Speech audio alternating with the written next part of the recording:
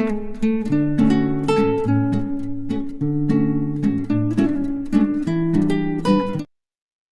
दोस्तों, स्वागत है एक बार फिर से आप सभी लोगों का सिविल और सक्सेस क्लासेस में। आज हम देखो जीएसटी का एक इंपॉर्टेंट टॉपिक देखेंगे जो कि क्या है, क्लाइमेट चेंज एंड एग्रीकल्चर। ये दोनों टॉपिक जो कि यूपीएससी के हॉट टॉपिक है हमेशा, जो कि इस पे यूपीएससी मेंस में अपने क्वेश्चन और प्री में भी क्वेश्चन पूछते रहते हैं, एग्रीकल्चर वाले टॉपिक्स भी क्लाइमेट चेंज वाले से। अब देखो यहाँ पे जो हम मेजर इस पे देखेंगे वो क्या देखेंगे कि किस तरह से क्लाइमेट चेंज जो कि एग्रीकल्चर के प्रोडक्टिविटी को जो कि लॉस कर रहा है, किस तरह से उसका इम्पैक्ट पड़ रहा है एग्रीकल्चर के सेक्टर में। ये हम मेरा जो रहेगा क्या चैलेंजेस आ रहे हैं वो हम देखेंगे। क्या वे फॉरवर्ड हो सकता है, क्या हम जो कि चीजें कर सकते हैं बेहतर जिससे क्लाइमेट चेंज का कम से कम इम्पैक्ट हो एग्रीकल्चर पे। और क्या जो कि इसमें जो कि कुछ ग्लोबल लेवल पे जैसे वर्ल्ड बैंक ने कुछ सजेशन दिया है, तो वो भी हम देखेंगे कि वर्ल्ड बैंक क्या सजेशन देता है। कंक्लूजन में उसको हम लोग देखेंगे। इसको हम लोग जो कि अच्छे से जो कि एक मॉडल फ्रेम तैयार कर लेंगे आंसर राइटिंग के लिए। शुरू करने से पहले जो भी सर एंड मैम अभी तक चैनल को सब्सक्राइब नहीं किए वो देखो सब्सक्राइब का बटन होगा, आप चैनल को सब्सक्राइब के चैनल के साथ जुड़िए। ऐसे ही आपको जो कि जीएस के नोट्स आपको मिलते रहेंगे। तो चलिए शुरू करते हैं। तो इंट्रो में देखते हैं, इंट्रो में एक एस्टिमेशन लगाया गया है, अनुमान लगाया है कि जो क्लाइमेट चेंज जिस तरह से हो रहा है, ये देखो जो एग्रीकल्चर इनकम है उसको 20 to 25% कम कर सकता है। जो एग्रीकल्चर प्रोडक्टिविटी भी है उसको भी 25% लॉस कर सकता है। कब तक? 2035 तक, यानी 2035 तक देखोगे कि एग्रीकल्चर की जो प्रोडक्टिविटी वो 25% तक लॉस हो जाएगी, जिससे जो एग्रीकल्चर का इनकम है वह 20 to 25% तक कम हो सकता है फार्मर के लिए। ये इम्पैक्ट देख रहे हो कितना बड़ा है क्लाइमेट चेंज का। इसलिए जो कि इंट्रो कुछ इसी तरह से आप लिख सकते हो, रिपोर्ट और डेटा का प्रयोग करते हुए। ठीक है, थोड़ा इम्प्रेसिव लगते हैं, शॉर्ट भी लगते हैं, अच्छा भी लगता है। अब देखो, और यहाँ पे एक मैंने एक और पॉइंट दे दिया है कि जैसे यहाँ बोला है कि जो एग्रीकल्चर है वो भी कहीं ना कहीं कंट्रीब्यूट करता है आपका क्लाइमेट चेंज में। खुद एग्रीकल्चर ही कंट्रीब्यूट कर रहा है। जैसे देखो यहाँ बता रहा है कि largest contribution of green house gas emission, IPCC की रिपोर्ट जो है वो बताती है कि एग्रीकल्चर जो कि बहुत ज्यादा ग्रीन हाउस गैस एमिशन में जो कि आपका योगदान देता है। सेकंड बोला जाए तो जैसे इसमें देखो, rice cultivation is the biggest source of methane, animal husbandry release the methane gas. यानी कि अगर आप देखोगे तो जो एग्रीकल्चर सेक्टर है उसमें जो राइस कल्टीवेशन है वो सबसे बड़ा सोर्स है एग्रीकल्चर सेक्टर का, जो मेथेन गैस को एमिशन करता है। थर्ड बोल रहा है कि stubble burning major source of air pollution at Delhi NCR region and carbon emission. जो आपका स्टबल बर्निंग है, जो पराली जलाई जाती है दिल्ली के आसपास राज्यों में, पंजाब हरियाणा, तो वहां से जो पराली की धुआं आती है उससे कार्बन एमिशन बहुत ज्यादा होता है और पोल्यूशन भी होता है। फोर्थ देखो, फोर्थ बोला जाए कि low carbon sink because of plantation of agriculture to clean forest, यानी कि एग्रीकल्चर के एरिया को बढ़ाने के लिए हम लोग जो कि फॉरेस्ट को काटते जा रहे हैं, जिससे जो फॉरेस्ट में कार्बन सिंक होता है वो कम हो जा रहा है, जिसकी वजह से जो कार्बन जो सिंक था पहले फॉरेस्ट में वो जो कि रिलीज हो जा रहा है एनवायरमेंट में, जिससे जो कि क्लाइमेट चेंज को और जो कि या ग्लोबल वार्मिंग को और जो कि प्रमोट इंड्यूस कर रहा है और उसको बढ़ रहा है। ठीक है, तो एग्रीकल्चर देखो किस तरह से कंट्रीब्यूट कर रहा है क्लाइमेट चेंज में खुद, वो हमने यहाँ पे देख लिया। अब क्लाइमेट चेंज भी एग्रीकल्चर को कंट्रीब्यूट करता है। देखो क्या क्लाइमेट चेंज का इफेक्ट होता है एग्रीकल्चर में, यहाँ पे देखते हैं जो कि मेजर मेन क्वेश्चन यही है। तो जैसे यहाँ पे देखो बोला जा रहा है कि जो रेनफॉल का पैटर्न है इसमें भी काफी ज्यादा चेंजेस देखने को मिले हैं। जैसे यहाँ पे एग्जांपल दिया जा रहा है कि 2019 में अगर आप देखोगे तो इंडिया ने बहुत जो कि देर में और बहुत ही कम जो कि मानसून रेन को महसूस किया था, फील किया था। यहाँ पे जो कि मानसून बहुत लेट आई थी और बहुत कम ही आई थी, जिससे हमारा जो क्रॉप यील्ड है वो जो कि काफी कम रह गया था। यानी कि क्यों? क्योंकि देखो इंडिया का जो क्रॉप्स प्रोडक्शन है ना वो 52% डिपेंड करता है मानसून पर ही। तो मानसून एक मेजर सोर्स है हमारे क्रॉप यील्डिंग के लिए। अगर मानसून कम आएगा, डिले आएगा, तुम्हारे क्रॉप फेलियर के चांस बहुत ज्यादा है। ठीक है, चलिए नेक्स्ट देख लेते हैं और क्या इसका इम्पैक्ट पड़ता है क्लाइमेट चेंज का एग्रीकल्चर पे। तो यहाँ बात बताया कि देखो टेम्परेचर इंक्रीज हो जाता है, क्लाइमेट चेंज की वजह से क्या होता है, टेम्परेचर इंक्रीज होता है। अब इससे क्या होगा, तो फ्रिक्वेंटली जो कि हीट वेव हमको देखने को मिला है लास्ट, अगर आप खुद महसूस करोगे लास्ट 3-4 साल से गर्मी बहुत ज्यादा गर्म पड़ रही है, क्योंकि हीट वेव्स काफी ज्यादा देखने को मिल रही है। अब इससे क्या हो रहा है, देखो कुछ जो क्रॉप हो गए जो बहुत ज्यादा उनको गर्मी की जरूरत नहीं होती, तो क्रॉप तो फेलियर हो जाएंगे, क्योंकि उनको बहुत ज्यादा हीट वेव की वजह से बहुत ज्यादा गर्म वातावरण हो जा रहा है। और जबकि उनको उतना गर्म वातावरण नहीं चाहिए होता है, रिक्वायरमेंट नहीं होता है उनका टेम्परेचर। अब अगर उनको इतना एक्सपीरियंस टेम्परेचर होगा हाई, तो वो उनकी ऑब्वियसली जो प्रोडक्टिविटी है या यील्ड है वो गिर जाएगी। इससे क्या होगा, जैसे मेनली आप देखो व्हीट एंड राइस के केस में ऐसा देखने को मिलता है, जब जब हीट वेव आता है तो व्हीट एंड राइस की जो प्रोडक्टिविटी है वो लो हो जाती है। ठीक है, नेक्स्ट देखो, शिफ्टिंग पेस्ट एंड डिजीज, यानी कि जो अगर क्लाइमेट चेंज होता है तो हीट वेव होती है, और वाट जो आपका जो ओशियन का सर्कुलेशन है उसमें भी चेंजेस आती है। तो इससे क्या होता है, जो पेस्ट होते हैं और डिजीज होते हैं वो जो कि शिफ्ट करता है। जैसे कि यहाँ बताया जाए कि जैसे देखो पिंक बॉल वॉर्म काफी देखने को मिला था, अफेक्ट होता था कॉटन इससे बहुत ज्यादा, इंडिया में देखोगे तो। और लोकस्ट स्वाइन जो कि सोमालिया रीजन से, जो कि इंडिया में काफी डैमेज इसने जो कि किया है आपका क्रॉप्स पे। नेक्स्ट बोला जाए कि वाटर स्कार्सिटी, ठीक है।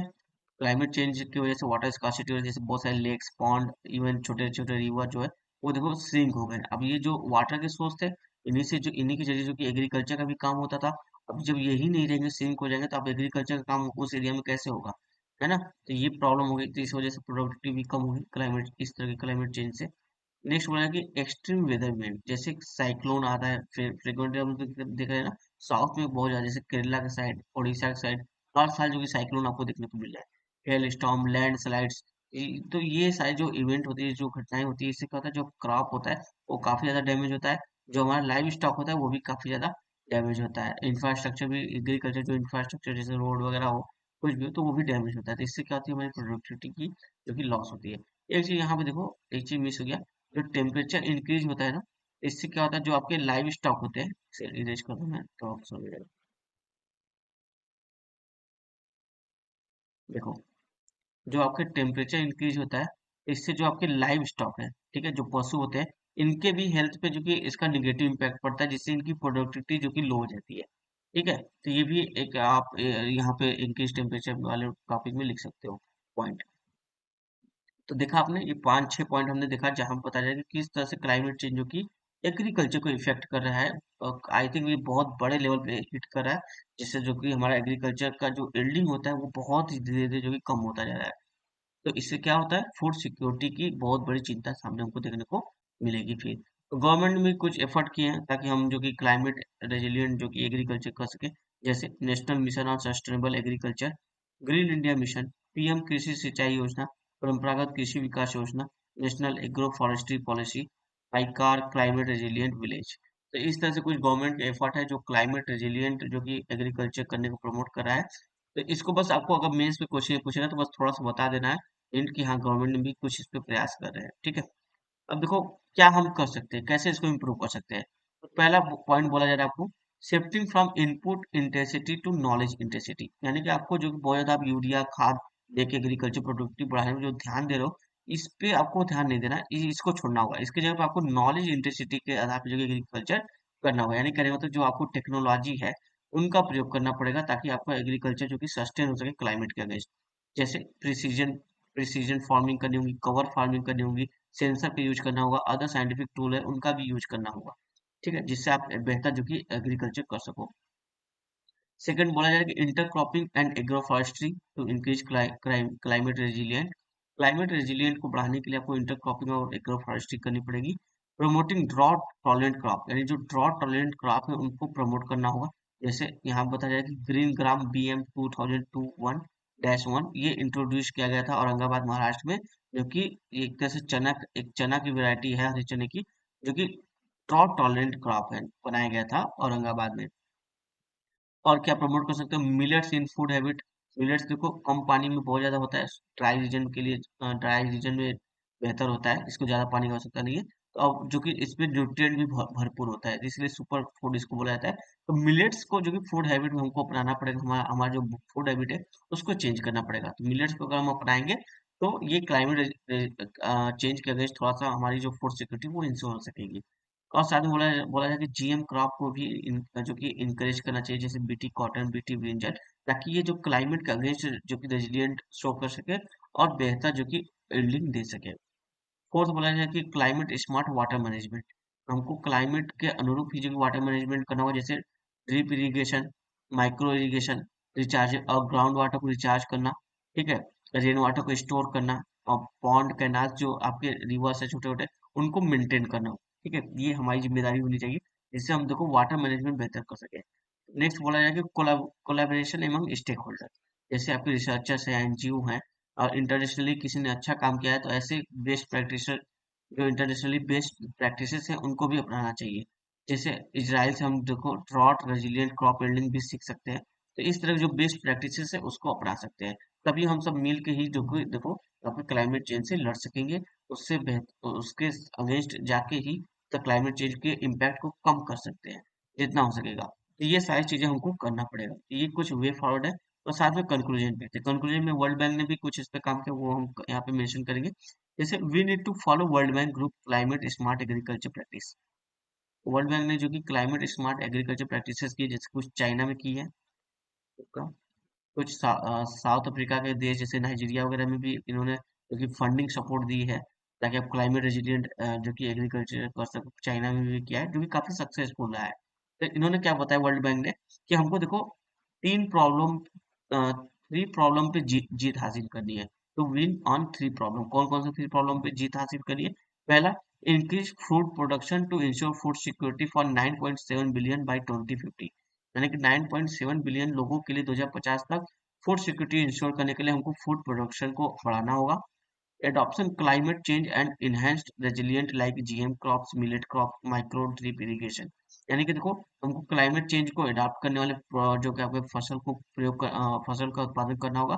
और क्लाइमेट रेजिलिएंट जो कि क्रॉप को प्रमोट करना होगा, जैसे जीएम क्रॉप को, मिलेट्स को, और माइक्रो ड्रिप इरिगेशन का प्रयोग करना चाहिए। तो इस तरह की बात की जा रही है, यानी मिला जुला के क्लाइमेट चेंज के रेजिलिएंट वाली चीजें प्रैक्टिस करनी होगी। थर्ड बोला जाए कि ग्रीन हाउस गैस का एमिशन को भी कम करना होगा। अगर हमने ये इन तीन चीजों पे जीत हासिल कर ली, तो क्लाइमेट चेंज का हमारे जो कि एग्रीकल्चर पे उतना ज्यादा फर्क नहीं पड़ेगा, वो चीजें धीरे धीरे कम हो जाएगी। ठीक है, तो ये ओवरऑल आपको आपका क्लास रहा। उम्मीद है आपको ये क्लास पसंद आया होगा। जो भी सर एंड मैम चैनल को अभी सब्सक्राइब नहीं किया है, सब्सक्राइब करके जुड़ जाइए यार, सब्सक्राइब कर दो, सब्सक्राइब करने में क्या है।